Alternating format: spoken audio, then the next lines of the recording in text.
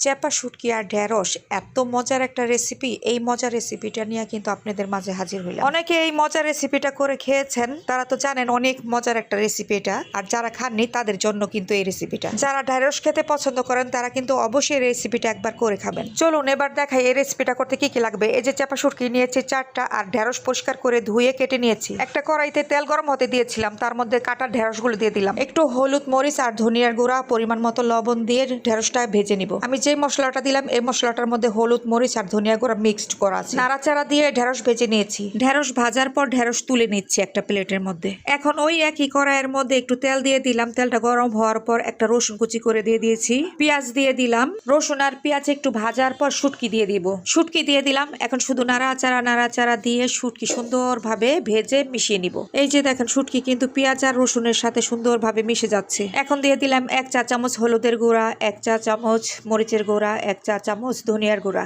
পরিমাণ মতো লবণ দিয়ে একটু পানি দিয়ে সুন্দরভাবে মশলাটা কষিয়ে নিব। চাপা শুটকি দিয়ে ঢেঁড়স কিন্তু অনেক বেশি ভালো লাগে। যারা এখনো করে খাওনি অবশ্যই করে খেয়ে দেখবে। মশলা কষানো হয়ে গেছে। এখন কাঁচামরিচ দিয়ে দিলাম আর 1 কাপ পরিমাণ পানি দিয়ে দিলাম। এরপর পানিতে বলক চলে আসলে আমি ভেজে রাখা ঢেঁড়সগুলো দিয়ে দিব। পানিতে বলক চলে আসছে, এখন আমি ঢেঁড়সগুলো দিয়ে দিলাম। ঝুলের মধ্যে নাড়াচাড়া দিয়ে সুন্দরভাবে মিশিয়ে দিতে হবে। এই তো আমি সুন্দরভাবে মিশিয়ে দিলাম। আর ঢেঁড়সের তরকারি হতে সবচাইতে বেশি কম সময় লাগে। এই তো হয়ে গেল। এখন আমি ধনিয়া পাতা দিয়ে দিলাম, বেড়ে নিচ্ছি। এখন আমার কাছে তো এই তরকারিটা অনেক বেশি ভালো লাগে। আশা করি আপনাদেরও ভালো লাগবে। শুভ দুপুর সবাইকে।